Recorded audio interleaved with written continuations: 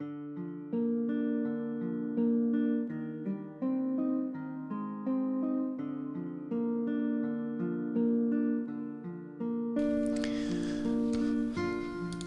first hole is a friendly, welcoming handshake. It's a short par 5, reachable in 2 shots for long hitters, but it does have its defences. The fairway slopes severely from left to right and there's out of bounds all the way along the right hand side. There are 9 holes at Raglan where out of bounds comes into play, and in most cases these boundaries are to the right of the holes. The first green is perched up on a hillock with a steep drop-off to the right.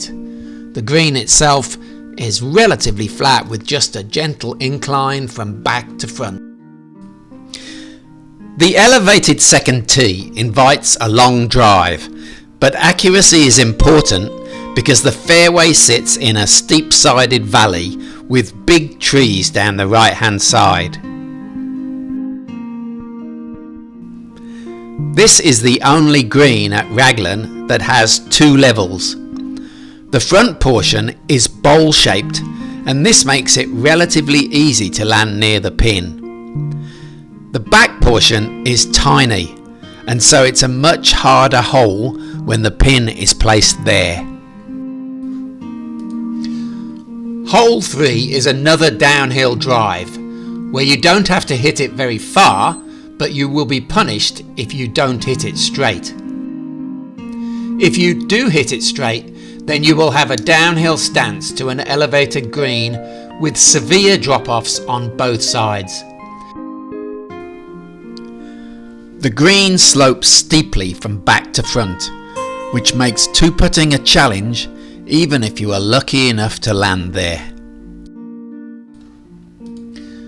The first par 3 at Raglan features another downhill tee shot into a green that looks inviting but nevertheless demands a well-hit shot to reach its severely sloping green. Par is a good score here before you move up to the 5th tee. This hole is a very short par 4. The green is reachable to long hitters, but still it is the graveyard of many a round at Raglan. The hole is a dogleg left, which rewards a draw off the tee. But if you overdo it, there is a massive penalty area to the left, and so aiming right is the safer option. An accurate approach shot is essential because a ball missing to the left or the right of the green will disappear into long rough. If you do hit the green, you still have plenty of work to do because it is the most steeply sloping green on the golf course. Hole 6 is a short, easy wedge shot down the hill to yet another green that slopes from back to front, but the slope is much less severe than the previous green. Even high handicappers have a good chance of making par here. Hole 7 is the longest hole on the course at 458 metres, but it plays a bit shorter due to being downhill and often wind assisted. The ideal drive will land on the right side of the fairway. There is out of bounds all the way down the right side and a penalty area to the left, but unless you hit a really wild tee shot, you will avoid both these dangers. Unless you are a big hitter, your second shot will be a layup onto a sloping section of fairway overlooking the green. The green is a small target with OB on the right and a ditch to the left, so you still aren't safe when you hit your third shot, and if it lands on the green, you'll feel relieved. This is the flattest green on the course, and so 2 putts should be routine. Hole 8 is a longish par 3 which turns back into the prevailing wind. There's a penalty area running along the right hand side, but this is easily avoided by hitting a reasonably straight shot. There's a steep bank of long rough behind the green, and so a long shot brings double bogey into play. This is another of the greens that tilts from back to front. This is the longest and most difficult par 4 on the course, but it's a par 5 from the back tee.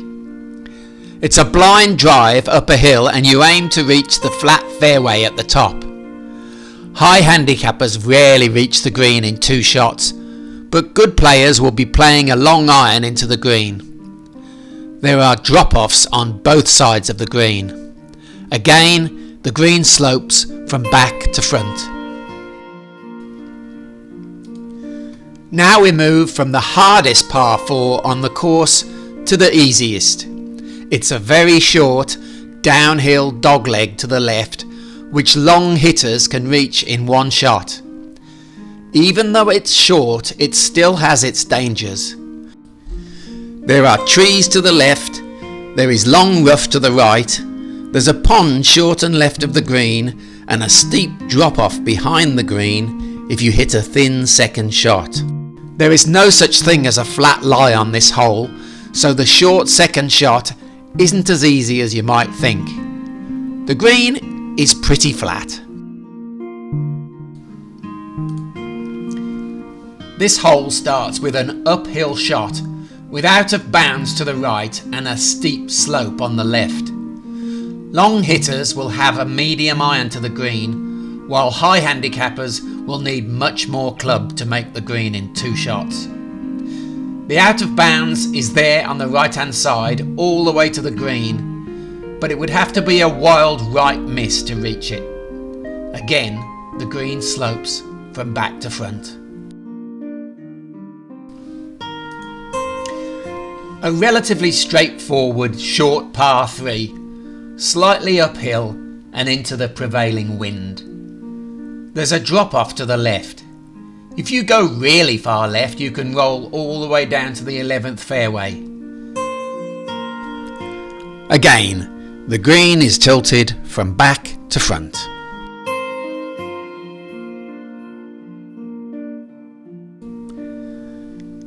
This is a short par 4 down the hill. There's a crater to the right which is out of bounds. This troubles high handicappers, but shouldn't worry good players too much. It's a short second shot, but you'd better land on the green, because missing either left or right will find a drop-off requiring a delicate chip back up. This hole is a bit of an enigma. It's a par 3 where you can only see the right side of the green from the tee. If you go left, you have to hope for a good bounce to avoid the only bunker on the course, and then maybe land on the green. There's out of bounds running all along the right side and round the back of the green. This green is pretty flat. Most golfers of any standard are happy to walk off with a par here.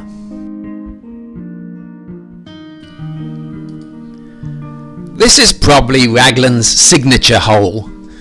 It's only a short par 3, but to reach it you have to clear an arm of the estuary which is out of bounds. Also out of bounds is the road beyond the green, which is very reachable if you pull your tee shot to the left. The landing ground, including the green, slopes from left to right, and so most players will aim to the left of the pin. Although in theory this is a relatively straightforward par 3, in practice it has been the death of many a good round. Hole 16 isn't the longest hole on the course, but it feels like it, especially if there's a headwind. Out of bounds runs all the way along the right side. There's plenty of room on the left for the drive, so only a bad slice will go OB here.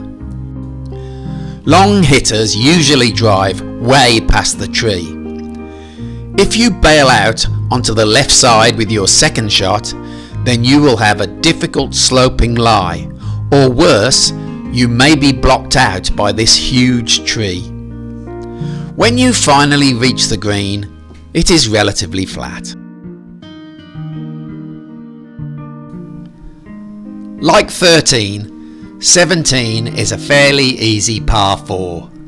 It has a wide fairway with mature trees to the right and a few saplings on the left. It's a short or medium iron to the flat green, but there's a severe drop off on the right hand side.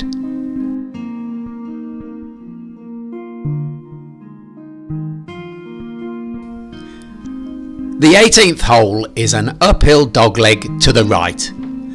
Keep to the left with your drive, as there's a crater full of pine trees eating into the right side of the fairway. Be careful with your second shot too, because a line of OB stakes runs diagonally from the front of the practice area to the back of the 18th green. If you can get a par 4 here, you'll be very happy to have finished your round in style. Thanks for watching, and we hope to see you up here very soon.